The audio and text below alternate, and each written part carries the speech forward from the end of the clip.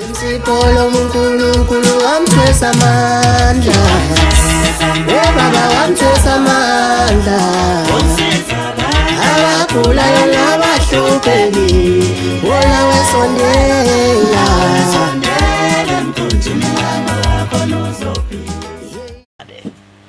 Okay, nitholakala kuphi? Uthekwane lo utholakala eMgungundlovu.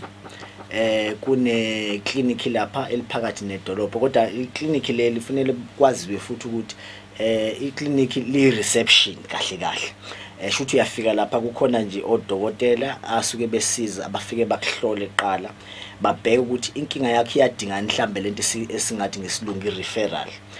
Uma isidinga mhlambe i-referral suke sukuphuma ke lapha eclinic usuya egodlweni ezikhona futhi lapha eMaritzburg. Clinic ke li number 72 umgaqo Peter Ketchoff, igama lakhona nje lidala elaziwayo kwakuthiwa Chapel iqala. So it's number 72 Peter Ketchoff Street noma Chapel njengoba ngishilo khona eMaritzburg. Ngicela usiphendele nje ama details ukuthi nithola kanjani nenamba yakhona. Abantu lapha bangaqale basithole nje ngoba khona ipage la ku Facebook la esi update khona imininingwane ngaso sonke isikhathi. Ipage la khona ku Facebook lithi uThekwane Traditional Clinic. Bese kuthi inamba abangakwazi ukuthi basithinte kuyona inamba isitholakala ku WhatsApp kuyona nangama call futhi it is 072 it 301 8927. Ngicela ukuyiphinda futhi 072 301 8927. Alright, Thekwane Traditional Clinic bavulelekile emphakathini ukusiza ngezinto ezahlukene zakamoya, basiza ngezinto eziningi ukubala kuzo idlozi, ukuhlanganisa idlozi lakho noma ukuvala umkhokha kanye nokunye. Tholakala eMaritzburg enkabeni yedolobha kanti futhi ungabathola ku WhatsApp kunombolo ethi 072 301 8927. Woza uzosizakala ngokwesintu kwaThekwane Traditional Clinic isibhedlela esikhulu kunazo zonke zabalaphi bendabuko. Sibonga kakhulu kuwena Dr. MNGOMEZULU from Thekwane Clinic. Ngibonge kakhulu umsazi, ngibonge nesimeme. Questa with Spirit featuring Wale, beautiful one indeed. 1552. This is the Motion Drive. My name is Lilanga, and now we have a guest in the studio. We have Dr. MNGOMEZULU from Thekwane Traditional Clinic that we're going to be chatting with. Njengamanje siyazi kabanzi nje ukuthi ngeThekwane Clinic ukuthi yenzani. AbakwaThekwane Traditional Clinic bavulelekile emphakathini ukusiza ngezinto ezahlukene zakamoya. So that's who we're going to be talking about, talking with rather. Njengamanje sikubingelele baba. Ngibonge kakhulu umsakazi, ngibingelele nabalalele ekhaya. Yeah, sibonge kakhulu. Iziphi izinto mhlambe abantu abangasizakala ngazo uma beya kwaThekwane Traditional Clinic? Noma ke singasho ukuthi kuningi kodwa nje mhlambe ngahlala kuloku engathi nje ikona engikuthi ukona. Yeah. Ngoba ikona impela sidingayo. Ikona okubalekile kakhulu.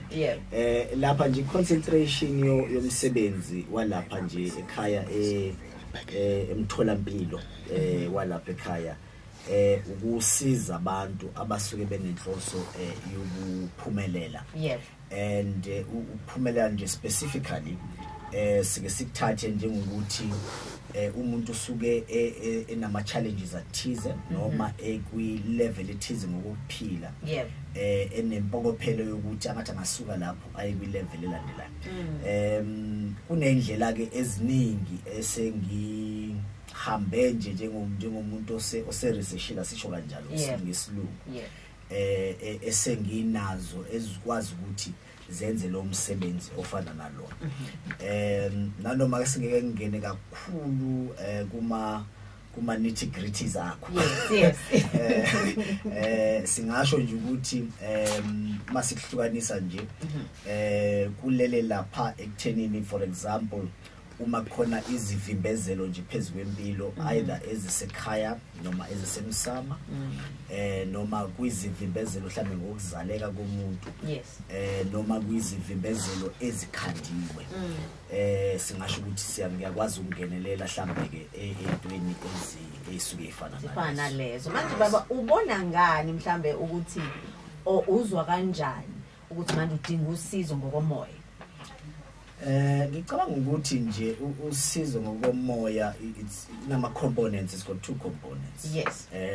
Eyokuqala ngingasho ukuthi kukhona izinto osukuyibuka ukuthi noma kuthiwa ngi-challenged noma kuthiwa lento kufanele ngi-challenge. Yes. But sekune sequence noma sekune isihlambe leyo challenge si-consistent to the point yokuthi usuyabuka ukuthi maybe there might be something ezivimbezelo besides lokho engithi nje it's just a normal challenge yokuphila njengoba sonke siphila. I think that is the first part. Mhlambe ke the second part umuntu asuke ebona ngayo is a historical context. Masukubuka ukuthi kahle kahle mina empilweni yami kuze izinto zami kahle kahle zilunge nazi izinto ezivamise ukwenzeka consistently noma ezisivimbezelo. Mhlambe yona into edala ukuthi umuntu kaza kwazi mhlambe ukusukuma thayike mhlambe lento isinenye into engale ngaphandle kwale ngathi mina mhlambe it's just a normal challenge umuntu onjani osuke ephila. No kuzwakala kakhulu baba. Kukhona mhlawumbe okuhleliwe lapha kwaThekwane ngesonto. Sinendumezulu lapha. Hayi wena. Ngiyanibema futhi. Hayi ke kusho ufike kahle ngizwa kahle. Ufike kahle futhi kulehlala. Yes. Lapha ngesonto ngizobe ngicommemorate 20 years soloke ngasebenza umsebenzi wobungoma nomsebenzi womnyaka. And leyo celebration nje inkulu kakhulu uzobe kudilike inyanga zonke nje engizaziyo kukhona ombiza kayivuthwa lapha ePine Town kobe kugcwele umhlaba yalingana kuzobe kubophele yobeke kubophele. It's just a celebration and also beyond mhlambe ekutheni it's a celebration.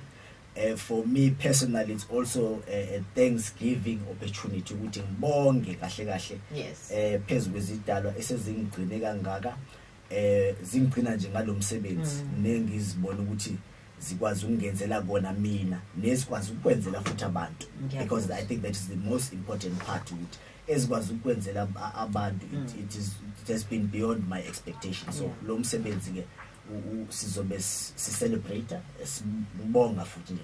Ayike bekufinywa ngendololwane lapho ngiyacabanga. Utholakala kuphi udokotela? Siyatholakala lapha eMgongundlovu. Kune head office lapha. Le head office iphakathi nenkaba nje edolobha. Uyona receive abantu from all corners of the country and all corners of the globe ngoba we've got people from outside of the country futhi abake bafika. Ilapha ku number 72 umgaqo Peter Ketchoff. Igama elishalele kodwa igama elidala lakhona babethi uChapel. It's in the center of town. So mase umuntu efike lapho kukhona abanye odokotela bakhona bake bakubheke bakusize bakululeke. Uma ususuka lapho sebeyachazela mhlambe makuthi inkinga yakhe sidinga mhlambe intervention mhlambe yami noma another type of intervention bakhona igodle ekhona lapha ekhaya kodwa azikho phakathi edrobheni sesekhaya kuqobo ngiyabona usuya referwa ke usiyambia lapha bayakwazi futhi ukusithola lapha enambeni efonelekayo na ku WhatsApp ethi 072 301 8927 angiphinde futhi ithi 072 301 8927. Abanye ke mhlawumbe bano social media bangasilandela na kwi page lethu le clinic la kuhlezi khona kunama updates abalekile. Page la khona lithi uThekwane Traditional Clinic Facebook loyo no basilandele lapha ku TikTok ethi @uThekwane ibona izona indawo esitholakala kusona. Siyabonga kakhulu baba. That was uDr. MNGOMEZULU from Thekwane Traditional Clinic esichazela ukuthi iclinic lenzani. Sibonga kakhulu baba. Imina ngibonga kakhulu. Thank you so much. Siyabonga. Abulayo nabahle sondela sondela emkhunjini kanowakwenzeka Yimsipolo uNkulunkulu wamthwesa amandla Baba wamthwesa amandla Abagulayo nabahlupheki Wona wesondela Yeshiteni inhlobo uNkulunkulu wamthwesa amandla Baba wamthwesa amandla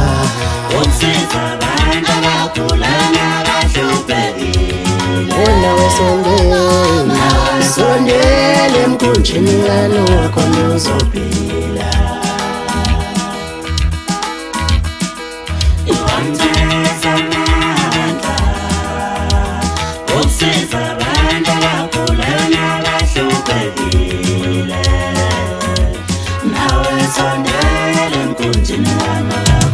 Yebabiyamba nenqola Yebabiyamba nenqola